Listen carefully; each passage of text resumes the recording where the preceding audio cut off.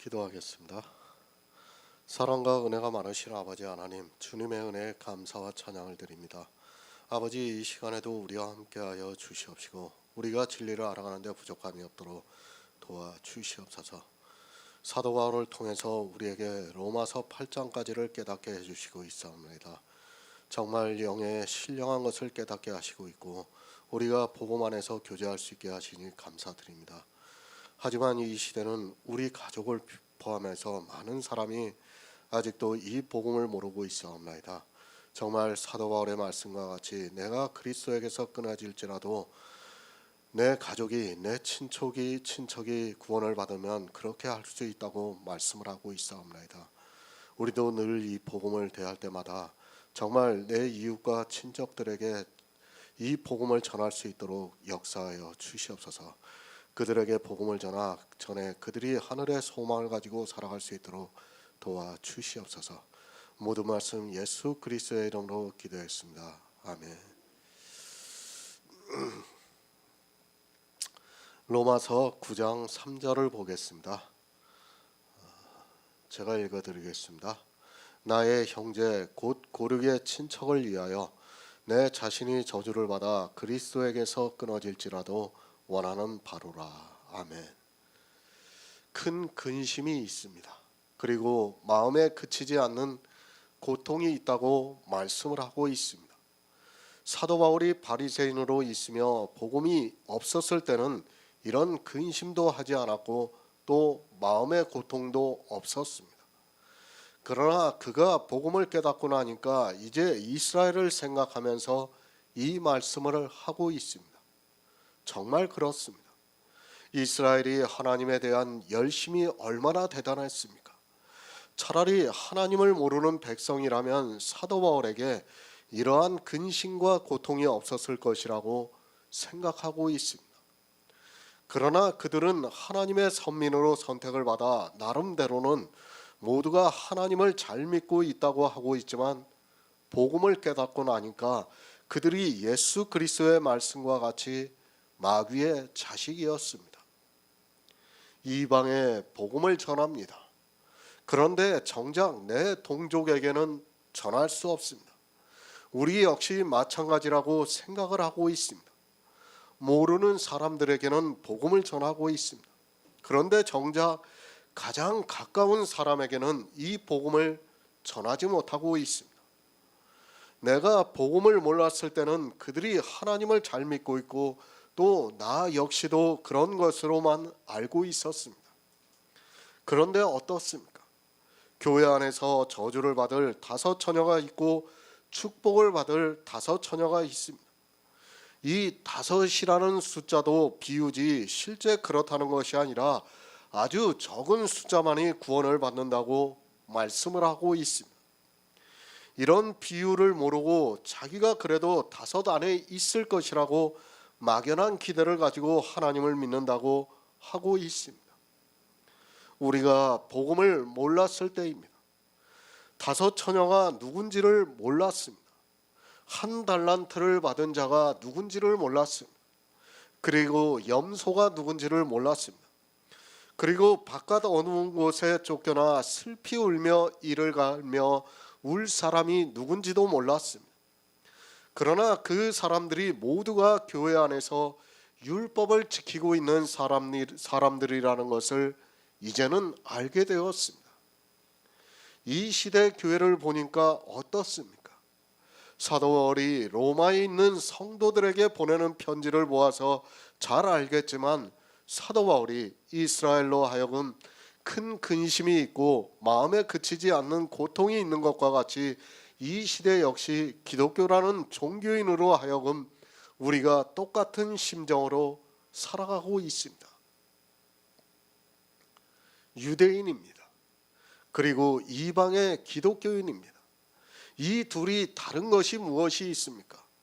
유대인은 예수 그리스도를 안 믿고 이 시대는 예수 그리스도를 믿고 있습니까? 그리고 유대인은 성전에서 제사를 드리고 이 시대는 성전이 없어서 제사를 안 드리고 있습니까? 사실 이 2가지 말고는 거의 같다는 것을 여러분이 알고 있어야 합니다. 그런데 어떻습니까?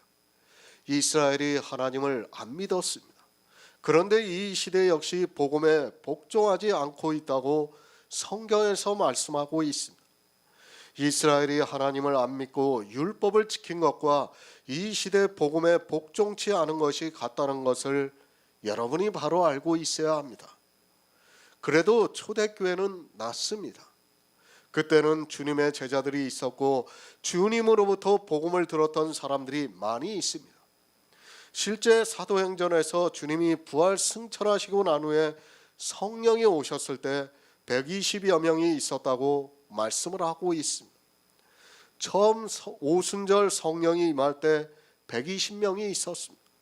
그리고 사도 베드로가 설교를 하자 3,000명이 회개를 했다고 말씀을 하고 있습니다. 그 후에 복음이 전파가 되기 시작했습니다. 그러나 지금은 어떻습니까? 모두가 기독교라는 종교가 되어버렸습니다. 그리고 복음은 거의 사라졌습니다. 그러나 하나님께서 이 시대에 우리에게 은혜를 주시고 복음을 깨닫게 하시고 교제를 할 수 있게 하셨습니다.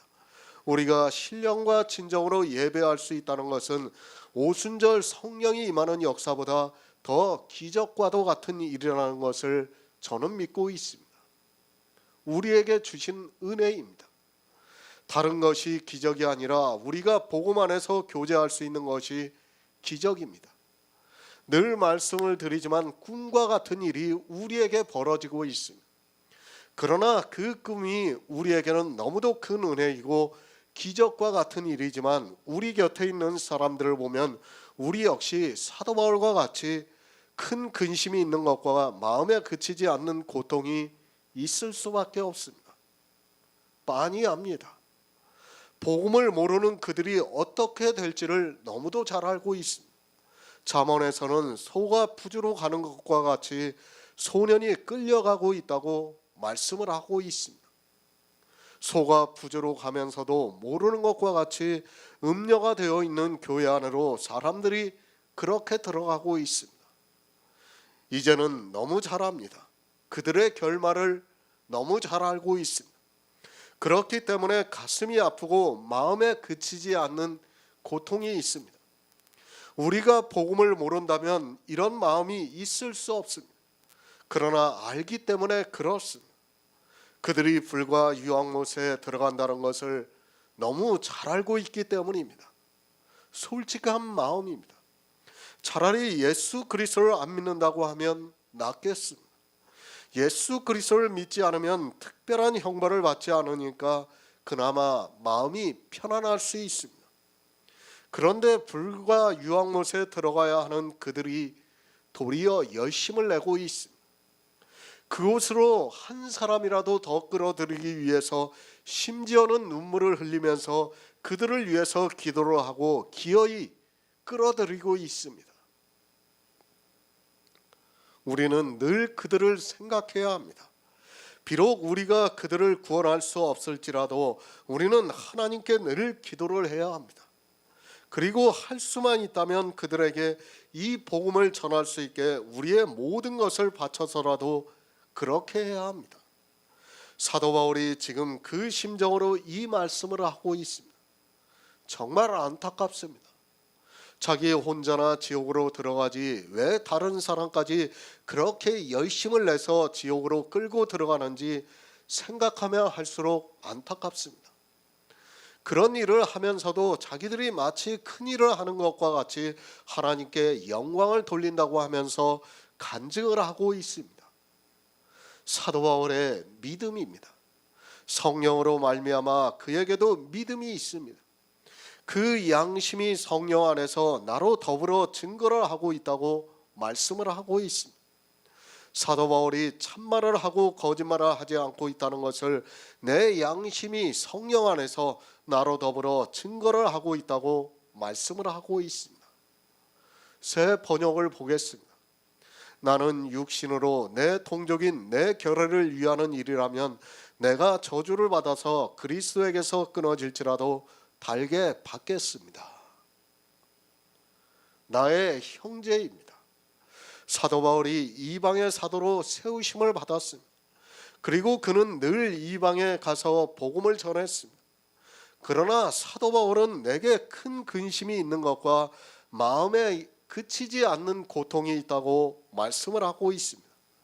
그것은 이방이 아니라 자기 형제를 위해서 그렇다고 말씀을 하고 있습니다. 왜 그렇습니까? 사도 바울이 이방의 복음을 전하고 있습니다. 그리고 자기가 전하고 있는 복음을 듣고 믿어 성령을 받아 구원을 받았습니다. 그런데 정작 하나님의 백성이라고 하는 이스라엘은 예수 그리스도를 믿지 않고 있습니다. 그런 그들을 보면서 그들을 구원할 수 있다면 내 자신이 저주를 받아 그리스도에게서 끊어질지라도 원하는 바라고 말씀을 하고 있습니다. 얼마나 단호합니까? 사도 바울이 누구입니까? 그는 자기가 몸 안에 있었는지 몸 밖에 있었는지 모르겠지만 천국에 갔다 왔다고 하는 사람입니다. 더구나 그는 성경에서 이 복음의 비밀을 모두 알고 있는 사람입니다. 그가 얼마나 천국을 사모하고 있는가를 알 수 있습니다. 실제 그렇습니다. 사도 바울이 내 자신이 저주를 받아 그리스도에게서 끊어질지라도 원하는 바라고 말씀을 하고 있습니다. 이 정도로 자기 고륙과 친척을 생각한다면 큰 근심이 있고 마음에 그치지 않는 고통이 있다는 것을 말씀을 하고 있습니다. 그가 어떠한 마음을 가지고 이 세상에서 사도로 살아가고 있었는가를 말씀하고 있습니다. 저는 그렇습니다. 솔직히 사도 바울과 같은 마음은 생각지도 못하고 있습니다. 아니, 사도 바울과 같이 영혼을 구원하는 일에 간절한 마음이 부족한 것 같습니다. 물론 이 복음을 전하려고 애를 쓰고는 있지만 그래도 내 자신이 저주를 받아 그리스도에게서 끊어질지라도 원하지는 못하고 있습니다. 물론 마음은 있습니다. 그들을 생각하면 어느 정도의 고통이 있습니다. 아니, 이 시대 기독교를 보면 화가 치밀기도 합니다.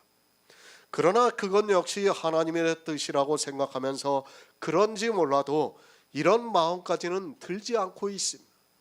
아니, 제 한계를 알고 있기 때문에 그런 것 같습니다. 마음입니다. 이방의 복음을 전하면서 그들이 사도 바울이 전한 복음을 듣고 믿음으로 해서 늘 감사하는 마음을 가지고 있습니다.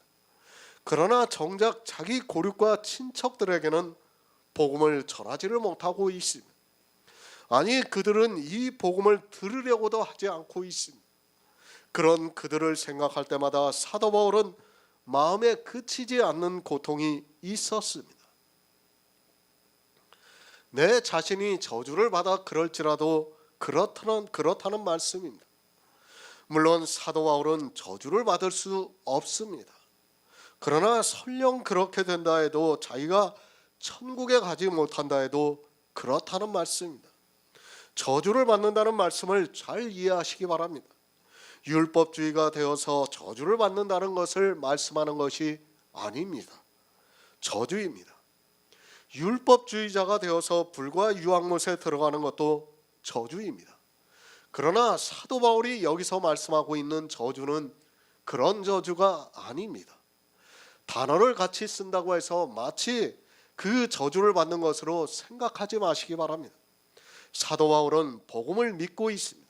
그리고 천국에 갔다 왔습니다. 그곳이 얼마나 좋다는 것을 잘 알고 있습니다. 사람의 언어로 표현할 수 없어서 사도 바울도 말씀은 하지 못하고 있지만 그래도 그는 알고 있습니다. 우리가 믿음으로 이 천국을 바라보고 있지만 사실 상상이 안 됩니다. 그리고 얼마나 좋은 곳인지는 아무도 모르고 있습니다. 저 역시도 어느 정도 희미하게는 알고 있지만 그러나 상상이 안 되는 곳이기도 합니다. 천국입니다. 그곳이 얼마나 영광스러운 곳인가를 알아야 합니다. 우리가 부활을 해서 하나님의 영광을 보고 그 영광에 참여를 하는 자가 되면 하늘에 있는 천사도 우리의 판단을 받습니다. 그리고 천국에 있는 모든 것을 주시겠다고 말씀하고 있습니다. 알고 있습니다. 그런데 그곳에 가지 못한다면 그것은 저주입니다. 사도 바울이 율법주의자들이 받는 저주를 말씀하는 것이 아닙니다. 우리의 언어로 표현이 안 되는 상상할 수 없는 그 천국에 가지 못하는 것을 저주라고 말씀을 하고 있습니다.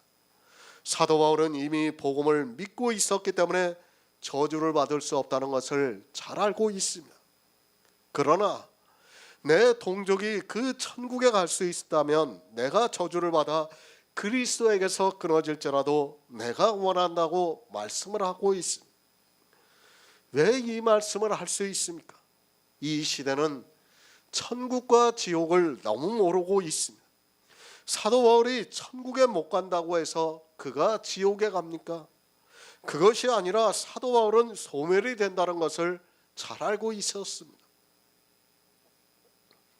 하지만 천국에 가지 못하는 것은 저주입니다. 지옥에 가서 불과 유황못에 들어가지 않는다는 것을 알고 있습니다. 그러나 설령 자기가 자기 고륙과 친척들을 구원할 수 있다면 자기가 천국에 들어가지 못하고 소멸이 된다 해도 원하는 바라고 말씀을 하고 있습니다. 복음이 있는 성도만이 이 말씀을 깨달을 수 있습니다. 사도 바울이 지옥에 가겠다는 말씀이 아닙니다. 저주를 말씀하니까 지옥에 가는 것으로 생각하지 마시기 바랍니다. 천국은 너무도 좋은 곳입니다. 더구나 사도 바울은 그곳에 갔다 왔습니다. 그곳에 가지 못하는 그 자체가 저주라고 말씀을 하고 있습니다. 그렇게 저주를 받을지라도 내 친척과 고륙이 구원을 받을 수 있다면 나는 그렇게 하겠다고 말씀을 하고 있습니다. 쉽게 말씀을 드립니다. 이 세상은 누구나 돈을 좋아하고 있습니다. 누가 돈을 싫어하겠습니까? 저 역시도 마찬가지입니다. 그런데 누군가 10억을 약속했다고 생각해 보시기 바랍니다. 자기에게 오면 10억을 주겠다고 하는데 사람들이 그를 잘 몰라서 가지를 못하고 있습니다. 아니, 그를 무서운 사람으로 잘못 알고 있어서 못 가고 있습니다. 그러면 어떻게 하겠습니까? 실감은 나지 않지만 비유로 말씀을 하고 있습니다. 내가 설령 그 돈을 받지 못할지라도 내 아들이 돈을 받을 수 있다면 나는 그것을 기꺼이 양보할 수 있다는 말씀입니다. 조금 비유가 될지 모르겠지만 그렇게 저는 말씀을 드릴 수밖에 없습니다. 너무 좋은 게 있습니다. 그걸 내가 굳이 받지 못할지라도 다른 사람이 받으면 내가 안 받아도 좋겠다는 것을 지금 사도 바울은 천국을 가지고 그렇게 말씀을 하고 있습니다. 그것을 사도 바울은 저주라고 또 말씀을 하고 있습니다. 지옥의 저주가 아닙니다. 이스라엘이 저주를 받은 것을 말씀하는 것이 절대로 아닙니다. 성경에서 말씀하고 있는 저주와 지금 사도 바울이 말씀하고 있는 저주는 다릅니다. 내가 설령 천국에 가지 못할지라도 내 고륙과 친척들이 구원을 받아 천국에 갈 수 있다면 나는 그것을 원한다고 말씀을 하고 있습니다. 천국을 알아야 합니다. 천국이 얼마나 영광이 넘치는 곳인가를 알아야 합니다. 이 시대는 천국에 대해서 너무 모르고 있습니다. 아니, 영의 일을 모르고 내세의 일을 전혀 모르고 있습니다. 그런 그들이 사도 바울이 말씀하고 있는 이 말씀을 어떻게 깨달을 수 있겠습니까? 저주를 말씀하면 지옥으로 생각하는 그들은 도무지 깨달을 수 없는 말씀입니다. 내가 저주를 받아 그리스도에게서 끊어질지라도, 이 말씀은 내가 설령 천국에 가지 못할지라도 내 고륙과 친척이 구원을 받을 수 있다면 그렇게 되기를 원한다고 말씀을 하고 있습니다. 정말 사도 바울은 천국이 얼마나 좋다는 걸 알기 때문에 지금 이 말씀을 할 수 있습니다. 정말 상상이 안 가는 말씀을 하고 있는 거예요. 누가 이런 말씀을 할 수 있습니까? 그러나 사도 바울은 천국을 갔다 왔기 때문에 그 천국을 가지 못하는 것을 저주라고 하면서 지금 이렇게 말씀하고 있습니다. 1만 달란트 빚진 자입니다. 우리가 알아들을 수 있는 언어적인 표현입니다. 1만 달란트를 가지고도 못 사는 것이 천국이라는 것을 알아야 합니다. 아니, 이 지구를 다 내 것으로 만들었다 해도 천국을 살 수 있는 것이 아닙니다. 아니, 이 지구가 아무리 좋다 해도 바꿀 수 없다는 것을 알아야 합니다. 사도 바울은 자기가 천국에 갔다 왔기 때문에 이 말씀을 할 수 있습니다. 잘 실감이 나지 않습니다. 사도 바울이 자기 모든 것을 걸고 지금 이 말씀을 하고 있습니다. 천국에 대해서 희미하게라도 알고 있어야 사도 바울이 어떤 말씀을 하고 있는가를 알 수 있습니다. 그러나 그 의미도 모르고 이 시대 교인들은 이 말씀을 이용하고 있습니다. 내가 받은 것입니다. 그것이 1만 달란트로도 비교가 되지 않는 것입니다. 그것을 내가 포기를 한다고 해도 내 고륙과 친척들이 구원을 받을 수 있다면 나는 원한다고 말씀을 하고 있습니다. 정말 사도 바울과 같이 특별한 마음을 주시지 않는 사람은 이런 마음을 갖는다는 것이 불가능한 일입니다. 이방의 사도입니다. 그렇기 때문에 이 말씀을 할 수 있습니다. 그리고 그가 참말을 하고 거짓말을 하지 않고 있기 때문에 이 말씀을 할 수 있습니다. 자기 고립과 친척을 얼마나 구원하고자 하는 마음이 있었는가를 알 수 있습니다. 내가 설령 천국에 가지 못할지라도 그들이 갈 수 있다면 좋겠다는 말씀입니다. 출애굽기 32장 32에서 33절을 보겠습니다. 구약성경 133쪽입니다. 출애굽기 32장 32에서 33절입니다.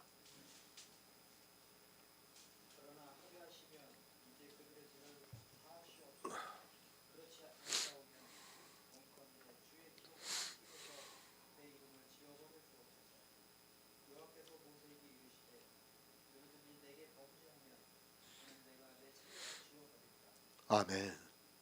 모세입니다. 그는 애굽에서 종살이를 하고 있는 이스라엘을 광야로 인도해서 가나안으로 인도를 하고 있는 사람입니다. 모세가 이스라엘의 인도자였다면 사도 바울은 이방의 인도자라고 해도 틀린 말이 아닙니다. 그래서 이스라엘은 모세와 같은 인도자를 얼마나 바랐는가를 알 수 있습니다. 주님께서도 말씀을 하고 있습니다. 내가 너희를 고소할까 생각지 말라. 너희를 바라는 모세가 고생한다고 말씀을 하고 있습니다. 이스라엘 백성들은 정말 모세를 바라고 있었습니다. 모세와 같은 지도자가 와서 자기들을 구원해 주기를 바라고 있었습니다. 왜 그런가 하면 당시에는 로마라는 강대국에 의해서 그들이 억압을 받고 있었기 때문에 더욱더 모세와 같은 선지자를 바라고 있었습니다. 모세는 그런 사람이었습니다. 모세가 십계명을 받으러 시내산에 올라갔습니다. 그러나 모세가 내려오지 않고 있습니다. 하나님께서 친히 쓰신 십계명을 주시기 위해서 시내산에 올라갔습니다. 그러나 내려오지 않으니까 백성들이 아론에게 모세가 내려오지 않는다고 하면서 모세가 죽은 것으로 생각을 하고 있습니다. 그러자 아론이 신을 만들었습니다. 금송아지의 각을 떠서 만들었습니다. 그리고 그 금송아지를 만들고 나서 너희를 애굽 땅에서 인도하여 낸 너희의 신이라고 말을 하고 있습니다. 이 일로 하나님께서 진노를 하셨습니다. 모세가 내려와서 하나님의 편에 설 사람을 부르고 나서 그들로 이스라엘을 도륙하라고 해서 레위 자손들이 그 형제를 친척을 3,000명을 죽였다고 말씀을 하고 있습니다. 금송아지를 만들었습니다. 그때 하나님께서 이 백성이 목이 곧다고 말씀을 하면서 내가 이 백성을 진멸하고 모세로 하여금 큰 나라가 되게 하시겠다고 말씀을 하고 있습니다. 하나님께 구하여 이 백성의 죄를 사해달라고 간구를 하고 있습니다. 주의 맹렬한 노를 그치시고 주의 백성에게 이 화를 돌리지 말라고 간구를 하고 있습니다. 그리고 합의를 하자고 말을 하고 있습니다. 사실 모세와 여호와 하나님이 합의를 할 수 있는 것이 아닙니다. 그러나 모세는 하나님께서 이렇게 해달라고 간구를 하고 있습니다. 그들의 죄를 사해달라고 하면서 그렇지 않으면 원하는데 주의 기록하신 책에서 내 이름을 지워달라고 간구를 하고 있습니다. 모세입니다. 그가 얼마나 가나안에 들어가고자 했는가를 알 수 있습니다. 신명기에서 보아서 우리가 잘 알고 있습니다. 그가 가나안에 들어가고자 하나님께 간청을 하고 있는 것을 볼 수 있습니다. 그렇게 간청을 하지만 그는 율법을 대표하는 사람이라서 가나안에 들어갈 수 없었습니다. 그리고 가나안을 봅니다. 느보산에 올라 여리고 맞은편 비스가 산의 꼭대기에 이르러 하나님께서 길르앗 온 땅을 단까지 보이셨다고 말씀을 하고 있습니다. 모세가 얼마나 천국을 사모했는가를 알 수 있습니다. 그가 그렇게 가나안에 들어가고 싶었지만 하나님께서 율법을 대표하는 모세를 가나안에 들어보내시지 않고 비스가산 꼭대기에 서서 보게 하셨습니다. 그런 모세입니다. 그가 얼마나 천국을 사모했습니까? 그런데 이스라엘이 범죄를 해서 금송아지를 각을 떠서 만들어서 너희를 애굽 땅에서 인도하여 낸 너희의 신이라고 했습니다. 그때 하나님께서 이스라엘 백성을 진멸하시고자 할 때 모세가 내 이름을 주의 기록하신 책에서 지우시고 이스라엘의 죄를 사해달라고 간구를 하고 있습니다.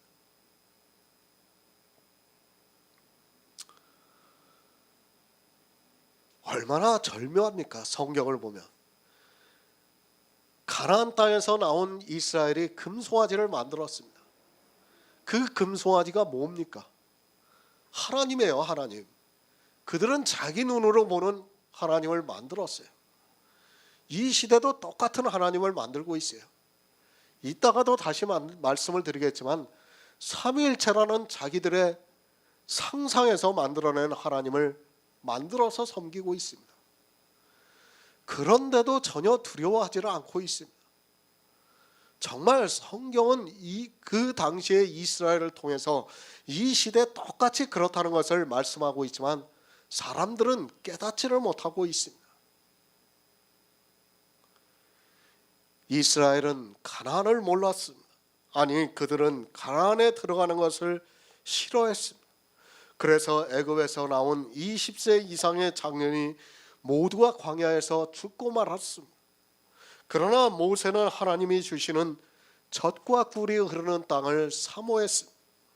그가 얼마나 가나안에 들어가고 싶었는가를 신명기를 보면 쉽게 알 수 있습니다. 그런 모세입니다. 그런데 이스라엘이 금송아지를 만들어서 너희를 인도하여 낸 너희의 신이라고 하면서 우상을 만들고 말았습니다. 이스라엘은 진멸을 당해야 하는 백성입니다. 나 외에 다른 신을 섬기지 말라고 하는 십계명의 처음 계명을 어긴 사람들입니다. 그런 그들을 위해서 간구했습니다. 이스라엘의 죄를 사해달라고 간구를 하고 있습니다. 그렇지 않으면 나를 주의 기록한 책에서 내 이름을 지워달라고 말을 하고 있습니다. 천국이 얼마나 좋다는 것을 너무 잘 알고 있는 모세입니다. 모세가 어떤 사람입니까? 그는 시내산에 올라가서 하늘의 형상을 보고 성막을 만든 사람입니다. 그러니까 사도 바울하고 똑같은 사람이에요. 모세도. 애굽에서 그는 하늘의 모형을 본 사람이고 사도 바울은 이방의 사도로 부르심을 받기 위해서 하늘에 자기가 몸 안에 있었는지 몸 밖에 있었는지는 모르겠지만 하늘에 갔다 온 사람입니다. 지금 두 사람이 똑같은 말씀을 하고 있는 겁니다. 모세는 이스라엘을 인도한 사람입니다. 그리고 사도 바울입니다. 그는 이방의 사도로 세움을 입었습니다. 이 두 사람의 마음이 똑같다는 것을 성경이 가르쳐주고 있습니다. 주의 기록하신 책에서 내 이름을 지워달라고 말씀을 하고 있습니다. 그리고 사도 바울은 나의 형제 곧 고륙의 친척을 위하여 내 자신이 저주를 받아 그리스도에게서 끊어질지라도 원한다고 말씀을 하고 있습니다. 같은 말씀입니다. 내가 천국에 못 가더라도 이 백성만큼은 갈 수 있게 해달라고 기도를 하고 있습니다. 사도 바울도 내가 저주를 받아 그리스도에게서 끊어질지라도 이스라엘이 구원을 받을 수 있다면 그렇게라도 하겠다고 말씀을 하고 있습니다. 천국이 얼마나 영광스러운 곳인가를 알아야 합니다. 또 지옥에 대해서도 알아야 합니다. 이 시대는 지옥에 대해서 너무 모르고 있습니다. 그곳을 누가 가는가를 모르고 있습니다. 분명히 성경에는 거짓 선지자가 들어간다고 말씀을 하고 있습니다. 이 세상 사람들이 지옥에 가는 것이 아닙니다. 물론 요한계시록 21장에서 불과 유황못에 들어가는 둘째 사망은 모두가 당하고 있습니다. 그러나 알아야 합니다. 둘째 사망에 들어가는 것과 거짓 선지자가 들어가는 불과 유황못은 다르다는 것을 알아야 합니다. 분명히 예수님께서도 구더기도 죽지 않는 곳이라고 말씀을 하고 있고, 부자와 나사로의 비유에서도 음부의 고통 중에서라고 말씀을 하고 있습니다. 그러나 거기에 누가 들어가는가 하면 교회 안에서 예수 그리스도를 믿는다고 하면서 율법을 지킴으로 해서 저주를 받는 사람들이 들어간다고 말씀을 하고 있습니다. 누가 불쌍합니까? 세상 사람들이 불쌍합니까? 그들도 물론 정말 좋은 천국에 들어가지 못하는 것을 생각하면 불쌍합니다. 그러나 진짜 불쌍한 사람은 그들이 아니라 교회 안에서 예수 그리스도를 믿는 것이 무엇인가를 모르고 율법을 지키고 있는 사람이라는 것을 알아야 합니다. 저는 말합니다. 차라리 교회에 나가지 말라고 말을 하고 있습니다. 그래도 최소한 거짓 선지자들이 들어가는 곳에는 가지 않을 수 있습니다. 그런 의미에서도 모세도 주의 기록하신 책에서 내 이름을 지워달라고 했고, 사도 바울 역시도 내 자신이 저주를 받아 그리스도에게서 끊어질지라도 원하는 바라고 말씀을 하고 있습니다. 지옥에 간다는 말씀이 아닙니다. 주의 기록하신 책에서 내 이름이 지워진다고 해서 지옥에 가는 것이 아닙니다. 또 내 자신이 저주를 받아 그리스도에게서 끊어진다고 해서 지옥에 가는 것이 아닙니다. 만약에 이것이 지금 기독교인들이 말하는 저주를 받아 영원히 지옥에 가는 것이 일이라면 모세나 사도 바울은 한마디로 객기를 부리는 것에 불과하다는 것을 알아야 합니다. 그렇지 않습니까? 누가 자기가 지옥에 가겠다고 말할 수 있는 사람이 어디 있습니까? 만약 이 저주가 정말 영원한 저주라고 그러면 어느 누구도 그렇게 말을 할 수 없습니다. 빈말이라도 그렇게 할 수 없다는 것을 여러분이 알고 있어야 합니다. 그렇지 않습니까? 내가 어떻게 그 말을 할 수 있습니까? 지금 모세나 사도 바울이 말씀하는 저주는 그런 저주가 아니라 천국에 가지 못하는 것을 말씀하고 있는 겁니다. 천국의 영광입니다. 그것은 우리가 우리의 상상을 초월하는 곳입니다. 그곳을 가지 못하는 자체가 저주라는 것을 알아야 합니다. 이 세상에서는 복을 받을 수 있는 사람과 같은데 복을 누리지 못하고 있는 사람을 보면서 저주를 받았다고 말을 하고 있습니다. 내가 누릴 수 있는 것을 누리지 못하는 것 역시 저주라는 것을 알아야 하고, 그런 의미에서 말씀을 하고 있습니다. 모세입니다. 그리고 사도 바울입니다.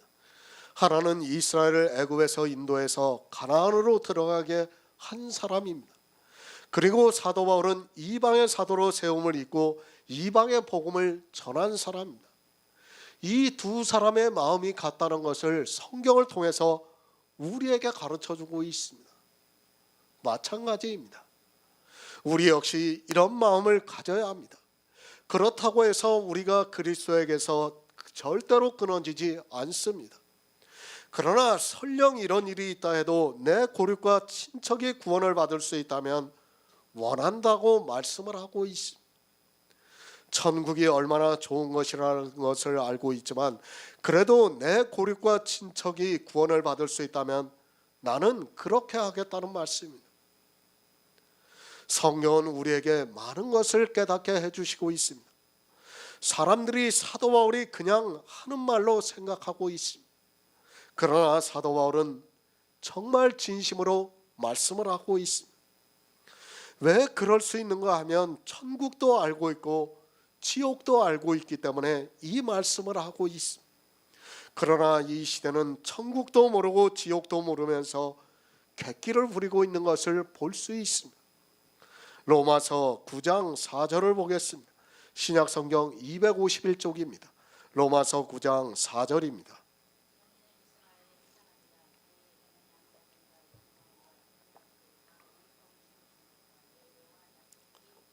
아멘. 새 번역을 보겠습니다. 내 동족은 이스라엘 백성입니다. 그들에게는 하나님의 자녀로서의 신분이 있고 하나님을 모시는 영광이 있고 하나님과 맺은 언약들이 있고 율법이 있고 예배가 있고 하나님의 약속들이 있습니다. 이스라엘 사람입니다. 그들이 누구라는 것을 우리가 너무 잘 알고 있습니다. 하나님께서 갈대아 우르에서 아브라함을 부르시고 약속으로 말미암아 이삭을 낳게 하셨습니다. 그리고 이삭은 에서와 야곱을 낳았는데 자기 뜻이 아니라 하나님의 뜻에 따라 야곱을 축복했습니다. 야곱은 12아들을 낳았습니다. 그리고 요셉을 먼저 애굽으로 보내시고 가나안 일경으로 흉년이 들게 하시고 야곱과 그의 아들들을 모두 애굽으로 가게 하셨습니다. 그리고 400년을 살게 하시고 번성하게 하셨습니다. 그러나 요셉을 모르는 왕이 나오면서 이스라엘이 핍박을 받게 되었습니다. 그리고 모세를 통해서 이스라엘을 애굽에서 인도하시고 가나안으로 들어가게 하셨습니다. 출애굽기 4장 22절을 보겠습니다. 구약성경 87쪽입니다. 출애굽기 4장 22절입니다.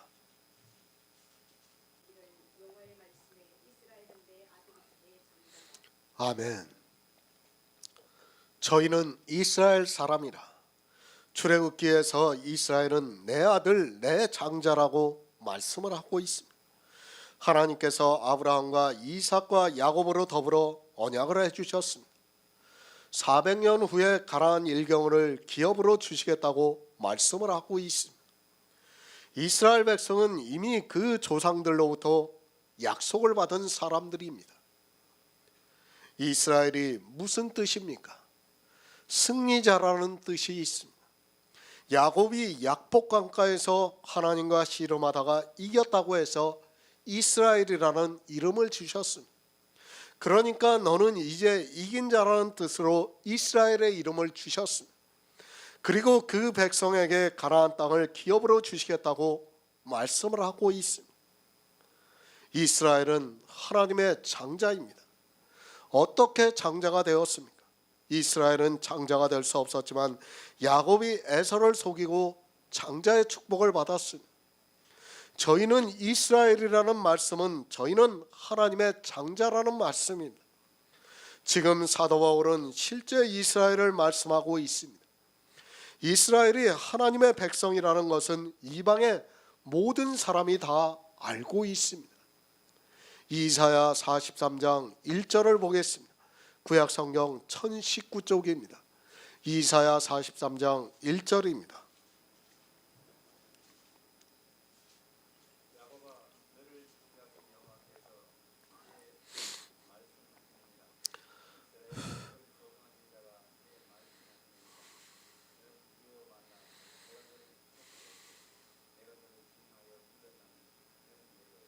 아멘. 저희에게는 양자됨이 있습니다. 8절에서 말씀하는 양자가 아닙니다. 지금 육적으로 말씀을 하고 있습니다. 다른 번역에서는 하나님의 자녀로서 신분이 있다고 말씀을 하고 있습니다. 영의 일을 말씀하는 것이 아니라 지금 육적으로 그들의 신분에 대해서 말씀을 하고 있습니다. 하나님이 창조를 하셨습니다. 그리고 구속을 하셨습니다. 내가 너를 지명하여 불렀다고 말씀을 하고 있습니다. 물론 이 말씀은 영적으로 우리 성도들을 말씀하고 있습니다. 그러나 사도 바울은 육적으로 지금 이 말씀을 하고 있습니다. 분명히 그들은 하나님의 백성으로 살았습니다. 하나님의 장자로서 이 세상을 살았다는 것을 누구도 부인할 수 없는 사실입니다. 이스라엘에 대해서 말씀을 하고 있습니다. 그들은 하나님으로부터 특별한 부르심을 받은 사람들입니다. 그들이 어떠한 삶을 살았는가를 우리가 성경을 통해서 잘 알고 있습니다. 그들은 이 세상 모든 민족 중에서 부르심을 받은 사람들이었습니다. 이 세상에서는 양자로 살았다는 말씀입니다. 육의 이스라엘입니다. 비록 그들이 하나님의 뜻과는 전혀 다르게 살았을지라도 분명히 육적으로는 하나님의 자녀로서 신분을 가지고 살았습니다. 그들은 스스로도 자기들이 하나님의 자녀라는 것을 늘 생각하면서 하나님을 잘 믿으면서 살기를 원했습니다. 비록 그들에게는 복음이 계시가 되지 않았지만 육적으로는 그렇게 살았다는 것을 말씀하고 있습니다. 신명기 10장 12절을 보겠습니다. 구약 성경 278쪽입니다. 신명기 10장 12절입니다.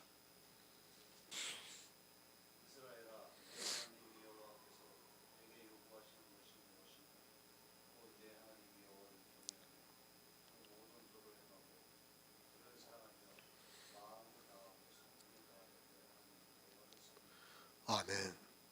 영광이 있습니다. 다른 번역에서는 하나님을 모시는 영광이 있다고 되어 있습니다. 창조주 하나님입니다. 누가 하나님을 섬길 수 있습니까? 하나님은 영이시기 때문에 섬기고 싶어도 섬길 수 없습니다. 그러나 하나님께서 아브라함과 이삭과 야곱을 부르시고 이스라엘에게 언약을 해주심으로 해서 그 자손들이 하나님을 섬길 수 있게 되었습니다. 믿을 수 있다는 말씀. 누가 하나님을 믿을 수 있습니까? 하나님께서 아담과 하와를 지으셨습니다. 그리고 그로 말미암아 이 세상 사람들이 있기 시작했습니다. 그러나 사람의 생각이 항상 악함을 보시고 노아 때의 홍수를 통해서 사람들을 진멸을 했습니다. 그리고 노아 한 사람에게 은혜를 주셨습니다. 노아 홍수입니다. 그들은 홍수를 경험하고 난 이후에도 하나님을 믿기보다는 바벨탑을 쌓기 시작했습니다. 그들의 언어가 같아 바벨탑을 쌓는 것을 보시고 하나님께서 그들의 언어를 달리하시고 그들을 지면에서 흩어버리셨습니다. 그리고 이 세상의 사람들이 많아지기 시작했습니다. 그러나 역시 마찬가지입니다. 우리 인생들은 스스로 더듬어서 하나님을 찾지를 못하고 있습니다. 하나님께서 이 세상 모든 것을 지으실 때는 하나님을 더듬어서 찾기를 원하셨지만 사람들은 도리어 악만 행하면서 살았습니다. 그런 중에 하나님께서 아브라함을 부르셨습니다. 그를 왜 부르셨습니까? 믿음의 조상으로 세우시기 위해서 부르셨습니다. 그리고 믿음으로 말미암은 자는 아브라함의 아들이 되게 하셨습니다. 육적으로는 지금 있는 이스라엘이 아브라함의 자손이 맞습니다. 그들을 부르시고 율법을 주시고 성막을 짓게 하시고 하나님을 섬길 수 있게 하셨습니다. 창조주 하나님입니다. 그분을 섬길 수 있다는 것이 얼마나 큰 영광입니까? 그분이 계시가 되어서 믿을 수 있다는 것이 우리 인생들에게 얼마나 큰 영광이겠습니까? 그러나 그 영광을 사람들이 모르고 있습니다. 모를지라도 하나님께서는 이스라엘에게 그 영광을 주셨습니다. 그들을 통해서 하나님을 섬길 수 있게 이스라엘을 부르셨습니다. 알아야 합니다. 우리가 하나님을 믿을 수 있다는 것이 얼마나 큰 영광이라는 것을 알아야 합니다. 이것은 복음의 비밀을 모르는 사람은 절대로 깨달을 수 없는 영광이라는 것을 알아야 합니다. 이스라엘은 그 백성 전체가 하나님을 믿는다고 했기 때문에 그것이 얼마나 영광스러운 일인가를 잘 몰랐고 이방의 교회 역시 마찬가지입니다. 하나님을 믿는다는 일입니다. 하나님께서 허락하지 않으면 그 영광에 참여할 수 없습니다. 이스라엘에게는 하나님을 섬길 수 있는 영광을 주어졌습니다.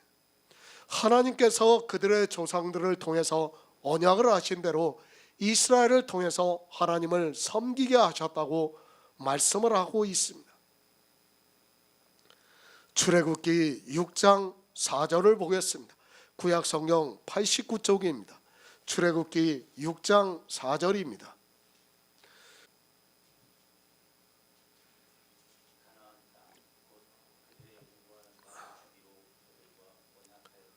아멘.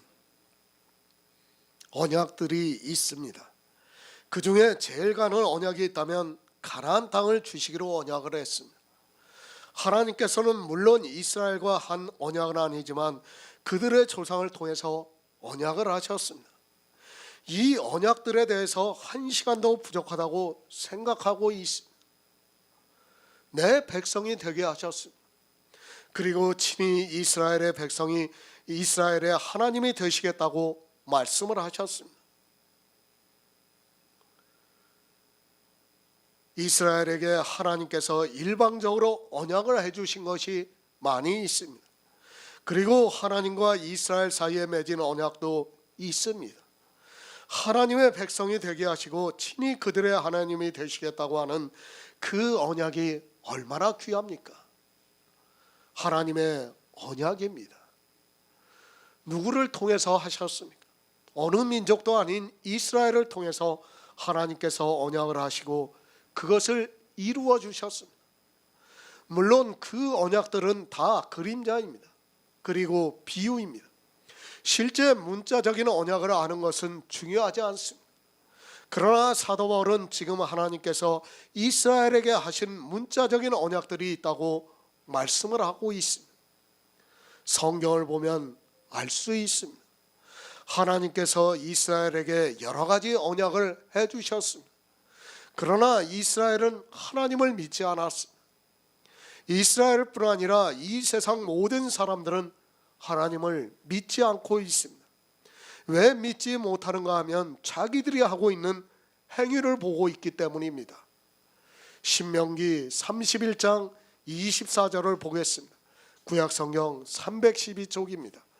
신명기 31장 24절입니다.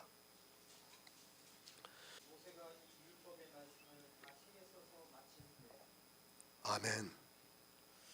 율법을 세우셨습니다. 이스라엘은 이 율법의 모든 말씀을 듣고 자기들이 다 지켜 행하겠다고 언약을 했습니다.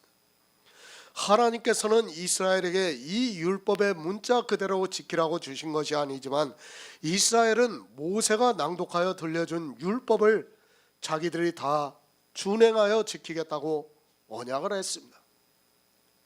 누가 율법을 받았습니까? 이 세상 어느 민족도 하나님으로부터 율법을 받지 않았습니다. 오직 이스라엘 통해서 이 율법을 반포하셨습니다. 물론 이스라엘은 이 율법의 의미를 모르고 바리새인과 같이 율법주의에 빠지고 말았지만 하나님께서는 이 율법을 통해서 예수 그리스도의 은혜를 깨닫게 해주시고 있습니다. 사람들이 너무 똑똑해도 안 돼요. 율법을 보고 사람들이 어떻게 생각합니까?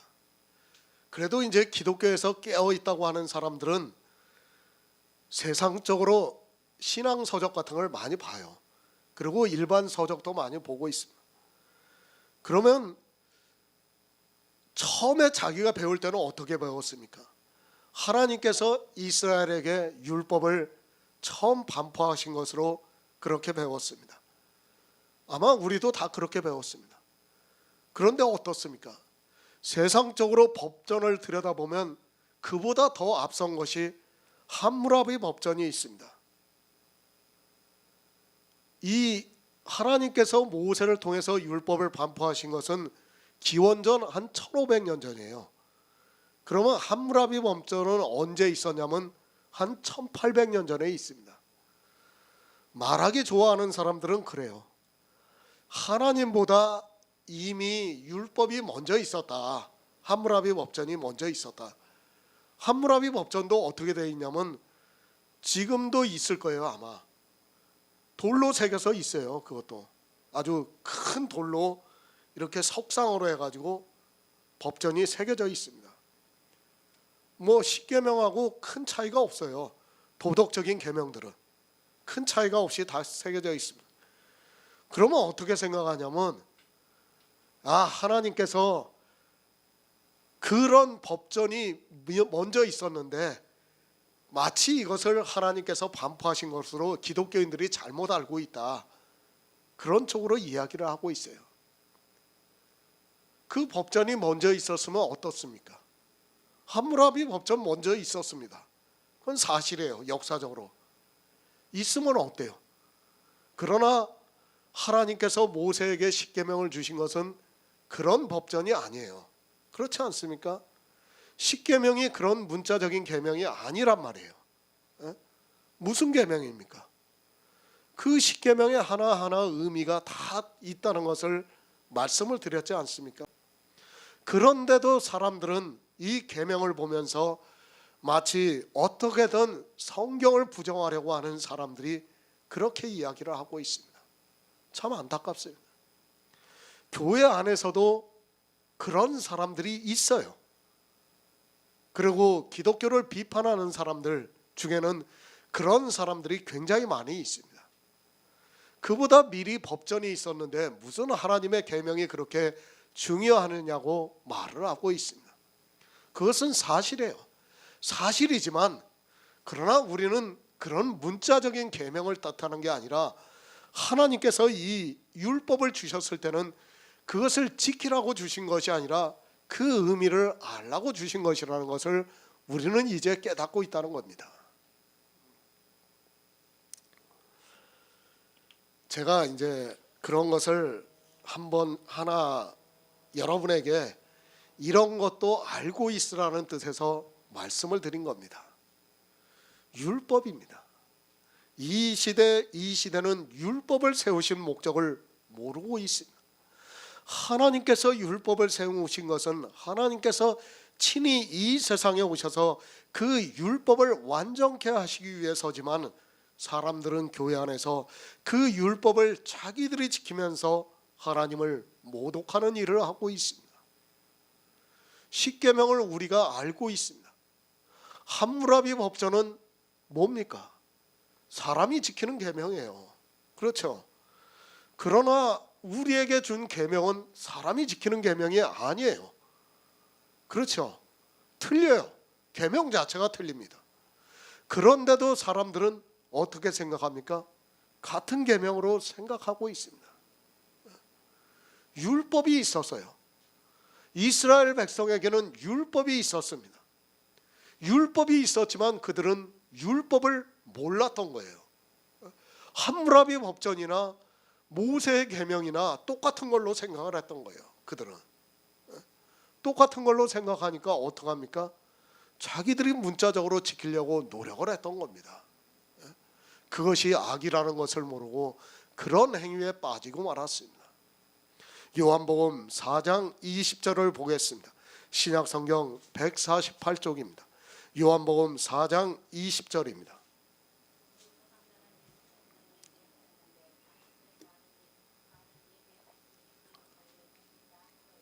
아멘. 예배입니다. 기독교는 성경에서 말씀하고 있는 예배에서 완전히 벗어났다는 것을 알아야 합니다. 주님께서 이 세상에 오셔서 사마리아 여인을 만나셔서 예배에 대해서 말씀을 하고 있습니다. 그때 사마리아 여인이 먼저 우리 조상들은 이 산에서 예배를 하였는데 당신들의 말은 예배할 곳이 예루살렘에 있다고 말을 하고 있습니다. 사마리아 여인입니다. 이 여인이 누군가를 너무 잘 알고 있습니다. 그러나 이 여인은 주님을 만나고 나서 먼저 자기가 예배에 대해서 말을 하고 있습니다. 그런 이 여인에게 주님께서 예배가 무엇이라는 것을 가르쳐주고 있습니다. 우리는 주님이 가르쳐주신 예배를 알아야 합니다. 사도행전입니다. 에디오피아의 여왕 간다게의 내시가 예배를 하려고 예루살렘에 왔습니다. 그러나 그는 예배하는 자가 없어서 자기 나라로 돌아가는 중에 성령이 빌립에게 감동을 해서 이 내시를 만나서 예배를 하는 것을 볼 수 있습니다. 분명히 이스라엘에게는 예배가 있었습니다. 그러나 이스라엘은 예배하는 자가 없었습니다. 잘 알아야 합니다. 이스라엘에게는 예배가 있었습니다. 그러나 예배하는 자가 없었다고 성경에서 말씀하고 있습니다. 하나님께서는 신령과 진정으로 예배하는 자를 찾고 계시는데 하나님을 믿는다고 하는 이스라엘은 예루살렘에서 예배하는 자가 없었습니다. 마찬가지입니다. 이 시대 역시 예배를 하는 자가 없다는 것을 알아야 합니다. 예배의 중요성은 굳이 말씀을 안 드려도 누구나 잘 알고 있습니다. 그리스도 편지에서 이미 기독교를 판단을 한다고, 지금 기독교를 판단한다고 해서 예배 자체를 부인하는 것이 절대로 아니라는 것을 알아야 합니다. 예배를 해야 합니다. 어떻게 예배를 해야 합니까? 에디오피아의 여왕 간다게의 내시와 같이 예배를 사모해야 합니다. 그가 얼마나 먼 거리를 예배하러 왔는가를 알아야 합니다. 당시 에디오피아에서 예루살렘까지 온다는 것은 하루 이틀에 올 수 있는 거리가 아닙니다. 그리고 안전상의 문제가 있었기 때문에 많은 사람들이 이동을 했어야 합니다. 그렇게 예배하러 왔습니다. 그런데 예배하는 자가 없었습니다. 지금 이 시대는 예배를 하는 자가 있는가를 살펴보아야 합니다. 물론 수많은 교회에서 예배를 드린다고 하고 있지만은 그들은 예배를 모르고 있습니다. 신령과 진정으로 드리는 예배를 전혀 모르고 있습니다. 예배가 있으면 뭐합니까? 예배를 어떻게 해야 하는 줄을 모르고 있습니다. 지금과 같은 종교적인 형식에 맞추어서 하는 것을 예배라고 하지 마시기 바랍니다. 그것은 율법적인 제사에 불과합니다. 예배와 제사를 분별하지 못하고 모두가 제사에 빠져 있는 것을 볼 수 있습니다. 예배입니다. 사마리아 여인과 주님의 대화를 보시기 바랍니다. 그것이 단순히 대화라고 하지 마시기 바랍니다. 예수님께서는 이 사마리아 여인과 예배를 하고 있습니다. 비록 많은 남자를 만나서 살아가고 있는 이 여인이지만 예배를 원하고 있었습니다. 그녀가 얼마나 예배를 원했는가 하면 우리 조상들은 이 산에서 예배를 하였는데 당신들의 말은 예배할 곳이 예루살렘에 있다고 하면서 예루살렘에서 예배를 하기를 원했습니다.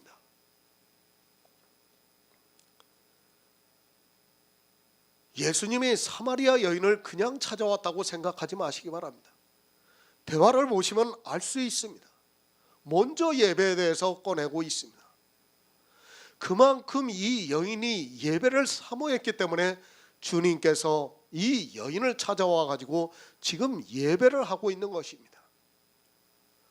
예수 그리스도를 가르쳐주고 있는 것입니다. 그러자 이 여인이 예배를 마치고 나자 어떻게 했습니까? 동네에 가서 예수 그리스도가 왔다고 하면서 전파를 하고 있습니다. 바로 이것이 예배라는 것을 알아야 합니다. 예배가 있습니다. 그러나 예배를 하지 않고 있습니다. 신령과 진정으로 예배를 할 수 있다는 것은 너무도 큰 은혜입니다. 그러나 예배가 있는데도 예배를 하지 않고 있습니다. 이 시대 기독교 역시 자기들이 예배를 드리고 있다고나 하지만 예배를 하지 않고 있는 것을 알아야 합니다. 성도는 예배를 해야 합니다.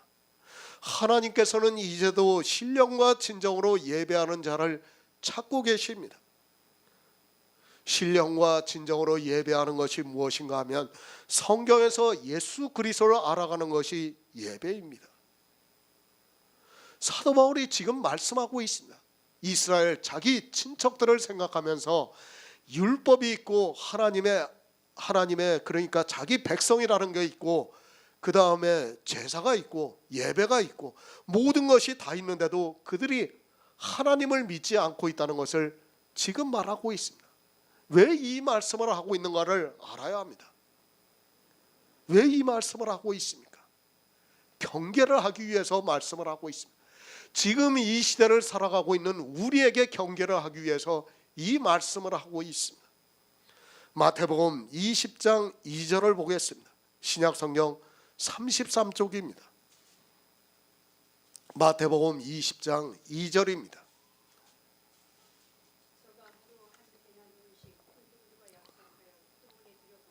아멘.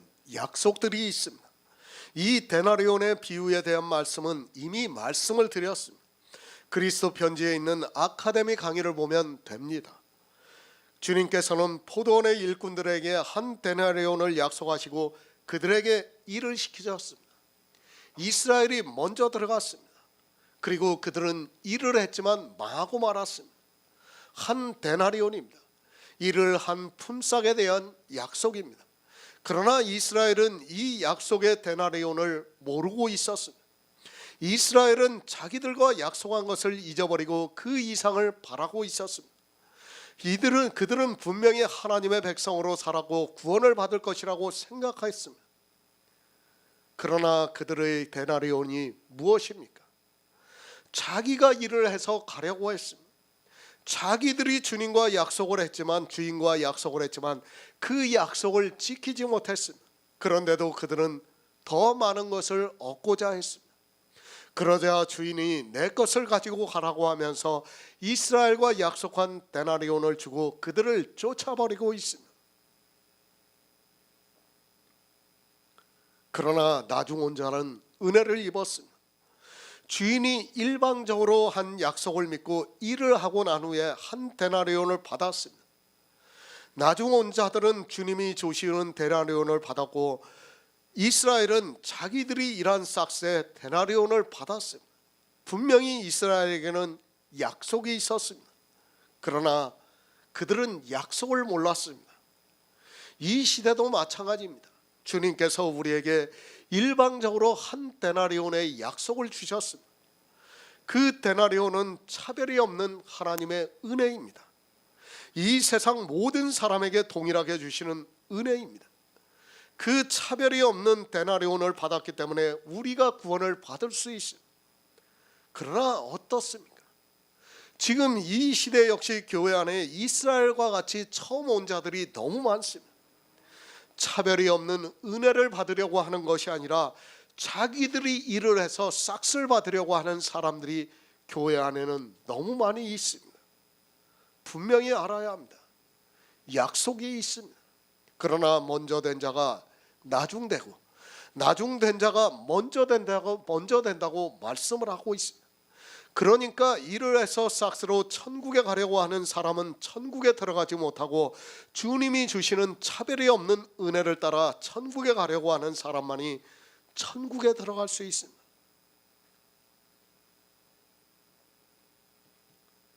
먼저 온 자가 누군가 하면 율법주의자입니다. 그러나 나중 온 자는 하나님을 아는 일을 했습니다. 먼저 온 자는 자기 행위로 교회 안에서 일을 했고 나중 온 자는 하나님을 아는 일을 했습니다. 같은 약속을 받았지만 어떻게 일을 하느냐에 따라 그가 먼저 온 자가 되어서 버림을 받을 수 있고 나중 온 자가 되어서 구원을 받을 수 있습니다. 이스라엘입니다. 그들에게는 양자됨과 영광과 언약들과 율법을 세우신 것과 예배와 약속들이 있었습니다. 그러나 그들은 율법주의자가 되고 말았습니다. 이 모든 것이 있어서 그들이 구원을 받을 수 있는데 도리어 저주를 받는 백성이 되고 말았다는 말씀입니다. 마찬가지입니다. 이 시대 교회 안에 들어온 사람에게는 이 모든 것이 있습니다. 그러나 안타깝게도 이스라엘과 마찬가지로 먼저 온 자가 되어서 모두가 율법을 지키고 있습니다. 자기들이 지키고 있는 율법을 보면서 한 데나리온을 받은 것이라고 하지만 그것은 이미 세상 교회 안에서 자기들이 받을 상을 다 받은 것이 되고 만다는 말씀입니다. 우리의 상입니다. 이 세상 교회에서 받는 것이 아닙니다. 우리는 반드시 천국에 가서 받아야 합니다. 아니, 천국에 가는 그 자체가 우리에게는 어마어마하게 큰 상이라는 것을 알아야 합니다. 하지만 이스라엘은 어떻습니까? 그 모든 것을 줬어요. 하나님께서 다 줬어요. 지금 사도 바울이 그것을 로마서 9장 1절에서 5절까지 말씀을 하고 있는 겁니다. 그런데 어떻습니까? 그것을 다 받았지만 그들은 구원을 받지 못하고 있다는 것을 말씀하고 있는 것입니다. 지금 이 시대를 살아가고 있는 우리에게 경계로 말씀을 하고 있지만 사람들이 깨닫지를 못하고 있습니다. 고린도전서 10장 11절을 보겠습니다. 신약성경 274쪽입니다. 고린도전서 10장 11절입니다.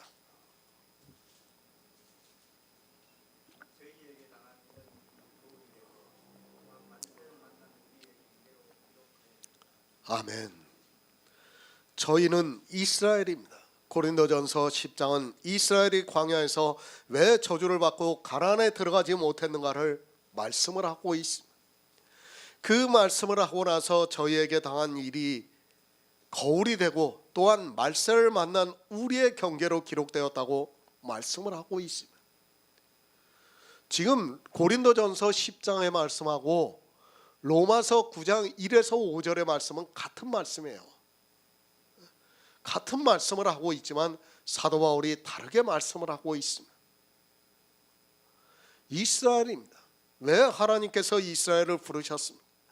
저희에게 당한 이런 일이 거울이 되고 또한 말세를 만난 우리의 경계로 기록했습니다. 그러나 성경을 보는 이 시대 기독교인들이 어떻게 보고 있습니까? 이스라엘은 그렇게 했어도 우리는 그렇게 하지 않고 있다고 생각하고 있습니다. 저희가 우상을 숭배했습니다. 저희가 간음했습니다. 저희가 하나님을 시험했습니다. 저희가 하나님을 원망했습니다. 그런데 이 시대 기독교인들은 어떻게 성경을 보고 있습니까? 사도 바울은 저희에게 당한 이런 일이 거울이 되고 또한 말세를 만난 우리의 경계로 기록했다고 말씀하고 있지만 이 시대 기독교인들에게는 전혀 경계가 되지 않고 있습니다. 우상 숭배를 했습니다. 이 시대 기독교인들은 우상 숭배를 하지 않고 있습니다. 아마 제가 이 시대 기독교인들에게 우상 숭배를 하지 말라고 하면 우리가 언제 우상 숭배를 했느냐고 따질 것이 분명합니다. 기독교인들에게 간음하지 말라고 하면 우리를 모욕한다고 하면서 도리어 저를 공격할 것이 분명합니다. 성경은 이스라엘이 당한 이런 일이 경계로 말씀을 하고 있지만 전혀 경계가 되지 않고 있습니다. 경계를 하시기 바랍니다. 이 시대는 전혀 모르고 있습니다. 자기들이 우상 숭배를 하고 있다는 것도 모르고 있고 자기들이 간음하고 있다는 것도 모르고 있고 자기들이 하나님을 시험하고 있다는 것도 모르고 있고 그들이 한 데나리온을 받은 이스라엘과 같이 먼저 온 자가 되어서 원망을 하고 있다는 것도 모르고 살아가고 있습니다. 이스라엘의 바리새인입니까? 아니, 성경에서 이스라엘의 한 일이 우리가 문자적으로 보고 있는 나쁜 일입니까? 그것을 이 시대가 그대로 하고 있다는 것을 알아야 합니다.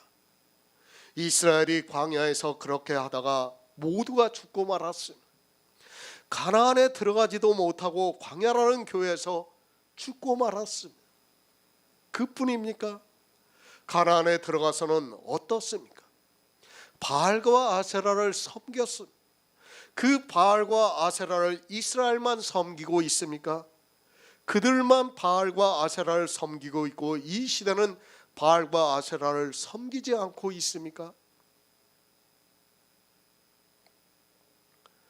말세를 만난 우리에게 경계가 되고 있습니다. 그들이 바알을 섬겼다면 이 시대 역시 바알을 섬기고 있습니다. 다만 지혜가 없어서 자기들이 어떻게 바알을 섬기고 있는 줄을 모르고 있습니다. 이스라엘이 아세라를 섬겼다면 이 시대 역시 아세라를 섬기고 있다는 것을 알아야 성경이 말세를 만난 우리에게 경계가 된다는 말씀입니다. 성경을 왜 봅니까? 물론 그 안에서 유일하신 참 하나님과 그의 보내신 자 예수 그리스도를 알아야 알아서 영생을 얻기 위해서입니다. 그러나 우리가 바로 알아야 하는 것이 있습니다. 말세를 만난 우리에게 경계로 기록이 되어 있는 말씀들을 잘 알고 있어야 합니다. 그런데 그 경계를 무시하고 있고 자기들은 하나님을 잘 믿고 있다고 생각하고 있습니다. 바리새인만 율법을 지켰습니까? 그래서 그들만 마귀의 자식들이 되었습니까? 주님이 오셨을 때 바리새인이 율법을 지켜서 마귀의 자식들이 되었다면 이 시대 역시 율법을 지킴으로 해서 마귀의 자식들이 되고 있다는 것을 알아야 합니다. 그런데도 율법을 지키고 있으면서도 자기들이 율법을 지키고 있다는 것을 모르고 있고 그 결과를 너무 모르고 있습니다. 바리새인만 율법을 지키고 있습니까? 이 시대 역시 율법을 지키고 있다는 것을 알아야 합니다. 하지만 이 시대 교인들은 11조를 내면서 그것을 믿음이라고 하고 있고 주의를 지키면서 그것을 율법이라고 생각하지 않고 있습니다.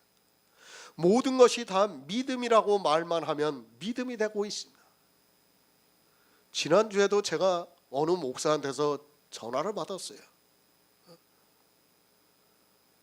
그리스도 편지에 있는 설교를 몇 편을 보았대요. 동영상을 들은 모양이에요. 그러면서 말을 합니다.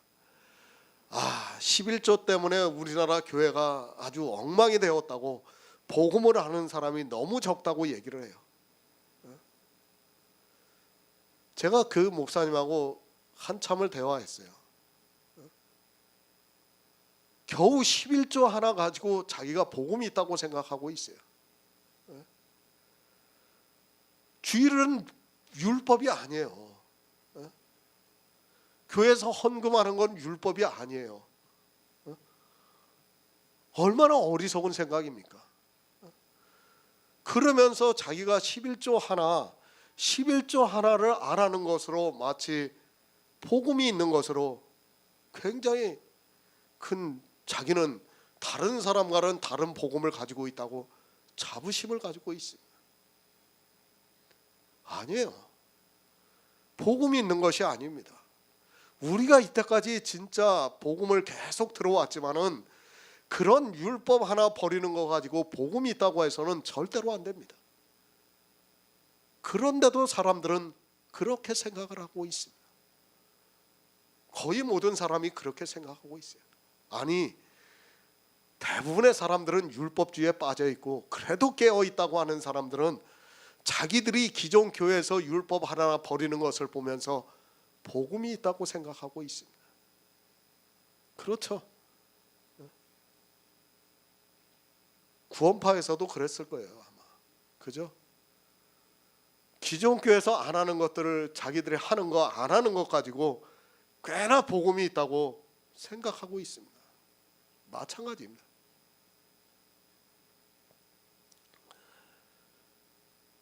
외식하고 있습니까? 외식이 무엇이라는 것조차 모르고 살아가고 있습니다. 사람이 겉으로 나타나고 있는 교회 안에서의 모든 행위가 다 외식이라는 것을 알아야 합니다. 주님께서 화가 있을 것이라고 경계로 말씀하고 있지만 외식하고 있는 이 시대 기독교인들은 자기들은 바리새인과 다르다고 생각하고 있습니다. 주님께서 마태복음 23장에서 7번이나 말씀하셨어요. 외식하는 서기관과 바리새인들이라고 7번을 말씀하고 있지만 왜 7번을 말씀하고 있겠습니까? 그걸 바리새인에게 말씀했습니까? 이 시대 우리에게 똑같은 말씀을 하고 있는 겁니다. 그런데도 깨닫지를 못하고 바리새인은 외식하고 자기들은 외식을 안 한다고 생각하고 있습니다. 얼마나 안타까운 일입니까? 바리새인들은 손을 씻고 먹었다고 해서 외식하는 것이고 자기들은 식사하는데 기도를 하면서도 외식이라고 생각하지 않고 있습니다. 제가 목사들이 있는 곳에 가서 아마 식사 기도를 하지 않고 밥을 먹으면 당신 목사 맞느냐고 따질 것이 분명합니다. 그 정도로 외식에 깊이 빠져 있으면서도 깨닫지를 못하고 있습니다. 경계입니다. 그러나 경계로 받아들이지 않고 있습니다. 아니 자기들은 우상 숭배를 하지 않는다고 하면서 세상 사람들이 우상 숭배를 하고 있다면서 우상 숭배를 하면 안 된다고 이야기를 하고 있습니다. 실상은 교회 안에 있는 자기들이 우상 숭배를 하면서도 깨닫지를 못하고 있습니다. 이스라엘입니다. 그들은 지금 우리라는 것을 바로 알고 있어야 합니다. 성경에서 이스라엘의 한 일을 지금 이 시대 교회가 그대로 하고 있다는 것을 알고 있어야 합니다. 그래서 성경의 말세를 만난 우리에게 경계로 그런 말씀들을 기록하고 있지만 그 의미를 전혀 모르고 그저 문자적으로 보면서 자기들이 우상을 숭배하지 않고 있다고 말을 하고 있습니다. 정말 안타깝습니다. 경계의 말씀들을 알고 있어야 되는데 경계의 말씀들을 어떻게 생각하고 있습니까? 이스라엘은 그렇게 해도 자기들은 그렇게 하지 않고 있다고 생각하고 있습니다. 문자적으로 보면 그렇게 하지 않죠. 그렇죠. 자기들이 우상 숭배합니까? 안 하니까. 문자적으로 보면 그럴지 몰라도 실제적으로는 똑같이 하고 있다는 것을 깨닫지를 못하고 있습니다. 로마서 9장 5절을 보겠습니다. 신약성경 251쪽입니다. 로마서 9장 5절입니다.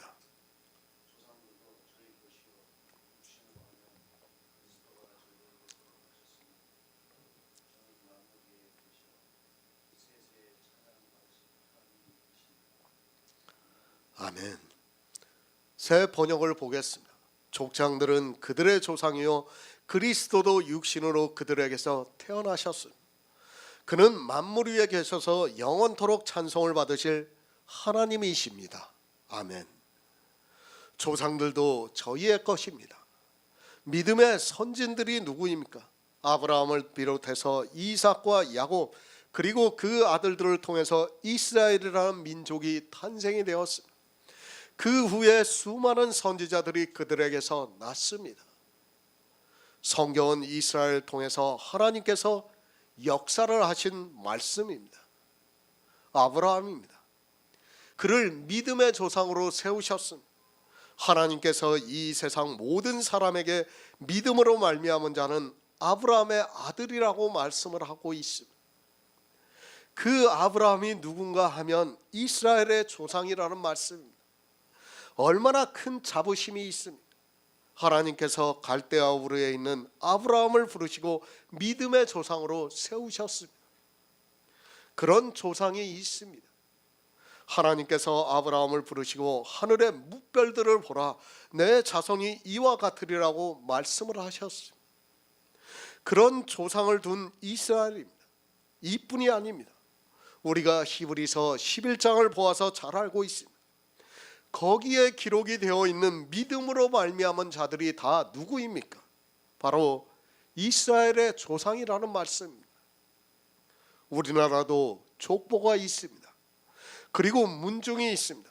자기 조상 중에 왕이 있거나 또는 재상이 있으면 어떻습니까? 가문의 영광으로 생각하고 있고 그 조상이 자기들의 조상이라고 얼마나 자랑을 하고 있습니까? 우리 조상 중에서 누가 있었고 우리 조상 중에서 어떠한 인물이 있었다는 것을 모두가 자랑하고 있습니다. 성경의 모든 선지자입니다. 이스라엘의 조상이 아닌 사람이 몇이나 됩니까? 아주 적은 숫자를 빼고는 모두가 이스라엘의 조상입니다. 그런 조상을 두었다는 것은 조상을 따라 할 수 있는 기회가 제공이 되었다는 것입니다. 자기 조상이 뛰어나면 그 후손도 조상을 따라 하고자 하는 마음이 있습니다. 지금 그것을 말씀하는 거예요, 사도 바울이. 너희 조상 이스라엘은 이런 것이 다 있었고 이런 조상들이 있었기 때문에 그들은 당연히 하나님을 믿어야 하지만 믿지 않고 있다는 것을 말씀하고 있는 겁니다. 얼마나 좋습니까?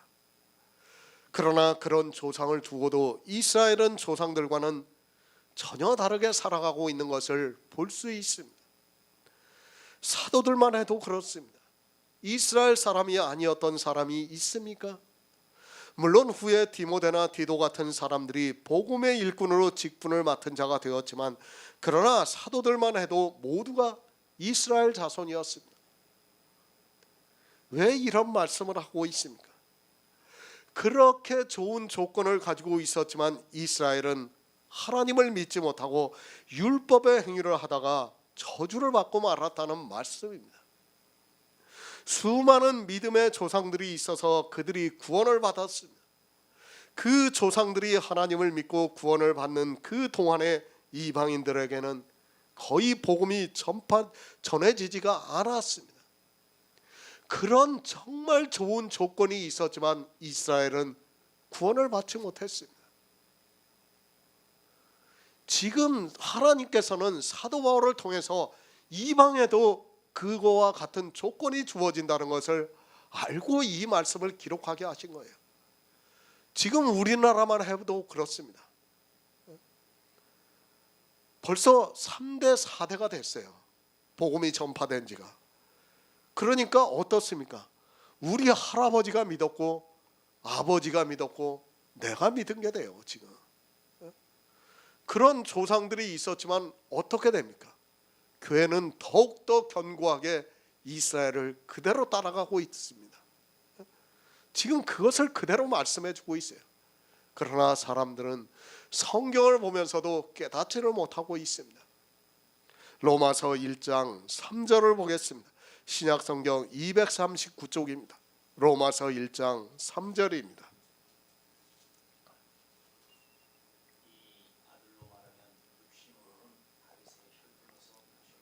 아멘. 조상들도 저희의 것입니다. 육신으로 하면 그리스도 저희에게 나셨다고 말씀을 하고 있습니다. 우리가 성경에서 족보를 보아서 잘 알고 있습니다. 마태복음에서와 누가복음에서 족보에 대해서 말씀을 하고 있습니다. 예수 그리스도께서는 이스라엘의 족보를 따라 나셨습니다. 마리아에게서 나셨습니다. 아직 정혼을 하지 않은 마리아에게서 주님의 성령으로 잉태가 되셔서 나셨다고 말씀을 하고 있습니다. 예수 그리스도는 분명히 이스라엘의 족보를 따라 이 세상에 오셨습니다. 그것은 구약의 선지자들로 미리 약속하신 그대로 오셨습니다. 예수 그리스도입니다. 그분이 이스라엘의 족보를 따라 이 세상에 오셨습니다. 사실 그보다 더 영광스러운 일이 어디 있겠습니까? 이 세상 수많은 민족들이 있지만 하나님께서는 이스라엘을 선택하셔서 그 족보를 따라 이 세상에 오셔서 우리를 구원하시는 구속의 일을 이루셨습니다. 그런데 어떻습니까? 자기 조상들의 족보를 따라 오신 하나님을 이스라엘은 믿지를 않았습니다. 당연히 성경에 하나님이 그의 아들에 관하여 미리 약속을 하셨으니까 믿어야 하는데 이스라엘은 영접을 하지 않았습니다. 왜 영접을 하지 않았는가 하면 하나님께서는 영의 일을 이루시는데 이스라엘은 모든 성경을 다 육적으로만 보고 있었습니다. 마찬가지입니다. 이 시대 역시 영의 일을 믿는 것이 아니라 이스라엘과 마찬가지로 육적으로 성경을 보고 있습니다. 예수 그리스도께서 이스라엘의 족보를 따라 오셔서도 영접하지 않았다는 것을 알고 있어야 합니다. 그런데 이 시대 기독교인들은 그저 성경에 기록이 되어 있는 문자를 보고 자기들이 예수 그리스도를 영접했다고 말을 하고 있습니다. 절대 아닙니다. 지금은 이스라엘과 조금도 다르지 않습니다. 다만 정도의 차이가 있을 뿐이지 이스라엘과 같이 율법을 지키고 있다는 것을 알고 있어야 합니다. 조상들이 이렇게 있어요. 얼마나 좋은 조건입니다. 그런데도 이스라엘은 믿지를 못합니다. 유럽의 교회를 보시기 바랍니다. 천몇백 년 동안이에요. 천몇백 년 동안 그들이 종교를 이어오지 않았습니까? 그런데도 하나님을 믿지를 않고 있습니다. 아브라함에서 하나님이 오시기까지 거의 2000년이에요. 2000년. 예수님이 오시기까지 안 믿었어요. 안 믿었어. 역시 마찬가지입니다. 초대교회에서부터 지금 이방에 이 동양으로 오기까지가 거의 한 1800년, 1900년이 걸렸지 않습니까? 그리고 나서 왔지만 그들 역시 안 믿고 있습니다. 똑같이 이렇게 경계의 말씀으로 하고 있지만 믿지를 않고 있다는 것을 깨닫지를 못하고 있어요. 성경은 경계예요, 경계. 그 경계를 깨닫지 못하고 있다면 그는 아무리 성경을 보아도 하나님을 믿을 수가 없습니다. 요한일서 5장 20절을 보겠습니다. 신약성경 394쪽입니다. 요한일서 5장 20절입니다.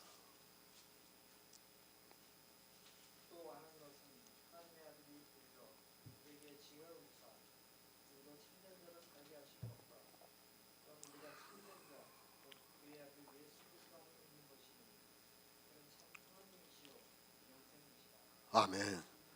지난 시간에도 말씀을 드렸지만 또 이 말씀을 보고 있습니다. 예수 그리스도, 이 시대는 예수 그리스도를 모르고 있습니다. 그러면서 예수 그리스도를 믿는다고 말을 하고 있습니다.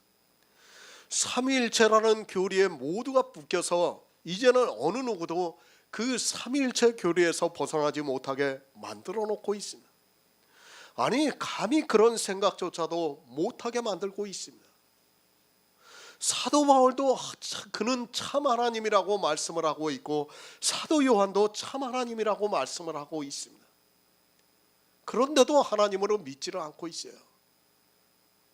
아들이에요, 아들. 아니, 아들이라고 하면 그나마 다행이죠. 성자라고 하고 있어요. 성자라고.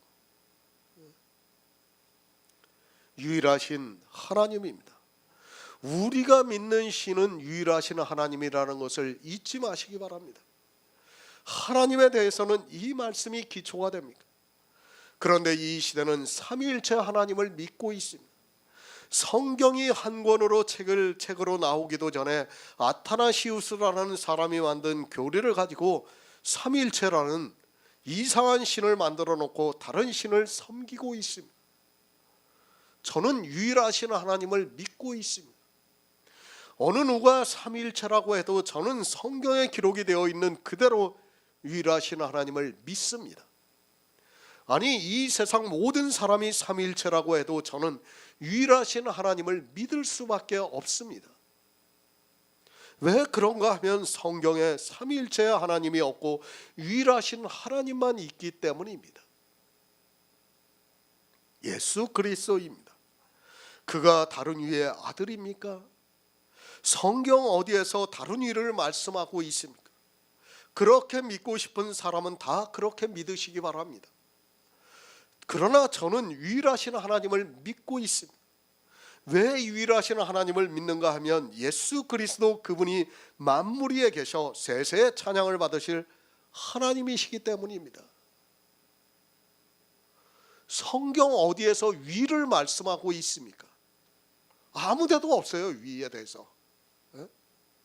그런데도 이 시대는 위를 이야기를 하면서 되지도 않는 말을 하고 있습니다. 얼마나 더 정확합니까? 지금 로마서의 말씀도 그렇고 이사야 말씀도 그렇고 요한일서 말씀도 그렇고 얼마나 더 정확하게 말씀을 하고 있습니까? 꼭 집어서 그는 하나님이라고 말씀을 하고 있지 않습니까? 그런데도 왜 삼위일체로 믿고 있는지 도무지 이해가 안 됩니다.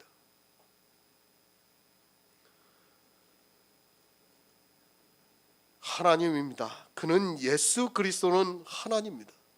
성자로서 하나님이 아니라 유일하신 하나님이라는 말씀입니다. 우리가 하나님을 볼 수 없습니다. 그러나 하나님께서 이 세상에 오셔서 우리에게 보이셨습니다. 그리고 그분이 우리를 구원하시기 위해서 이 세상에 오셔서 구속의 일을 다 이루셨습니다. 우리가 눈으로 보았습니다. 그런 의미에서 아들이라고 말씀하고 있다는 것을 알아야 합니다. 또 여자의 몸을 빌어서 나셔서 아들이라고 하시고 있습니다. 그러나 분명히 성경은 그분은 하나님이라고 말씀을 하고 있습니다.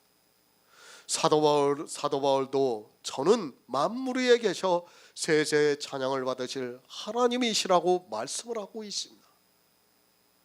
더 이상 무슨 말이 필요합니까?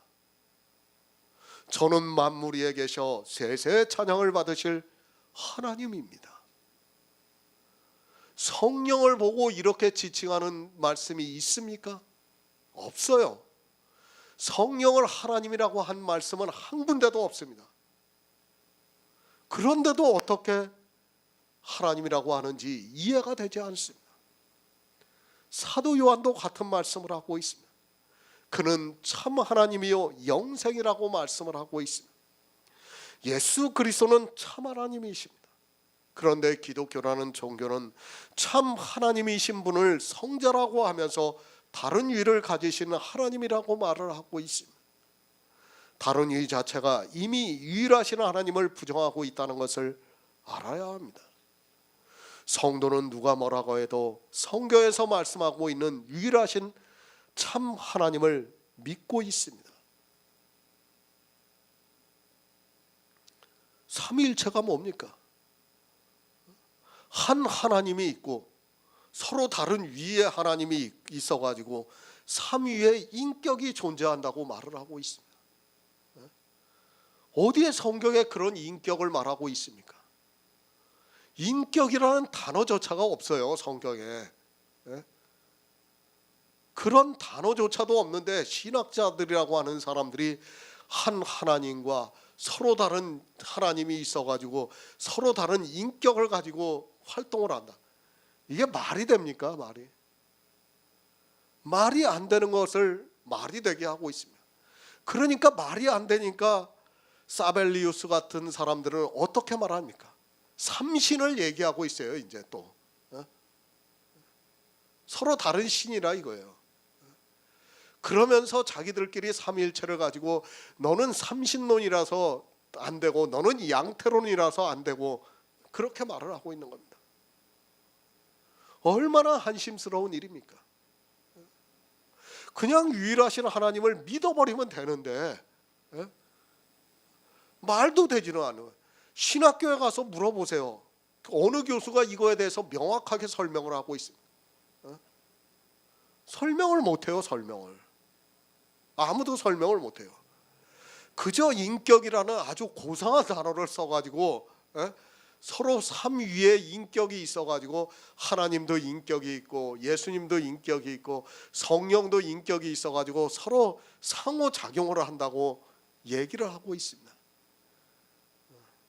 황당한 이야기입니다. 황당한 이야기. 삼위일체 안 됩니다. 여러분이 삼위일체를 믿는다고 하면서도 구원을 받을 것이라고 생각하지 마시기 바랍니다. 성경은 예수 그리스도께서 하나님이라는 말씀을 많이 하고 있습니다. 가장 기초가 되는 말씀이 이사야 9장 6절의 말씀입니다.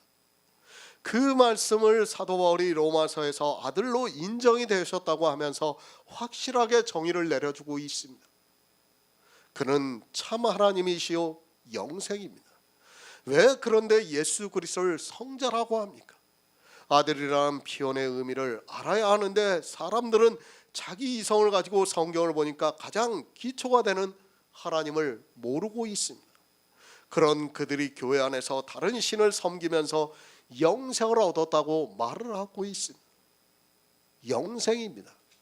유일하신 참 하나님과 그의 보내신 자 예수 그리스도를 아는 것이라고 말씀을 하고 있습니다. 그의 보내신 자 예수 그리스도가 하나님이라는 것을 모르면 그는 영생을 얻을 수 없습니다. 그런데도 사람들은 삼위일체라는 교리에 빠져서 나오지를 못하고 있습니다.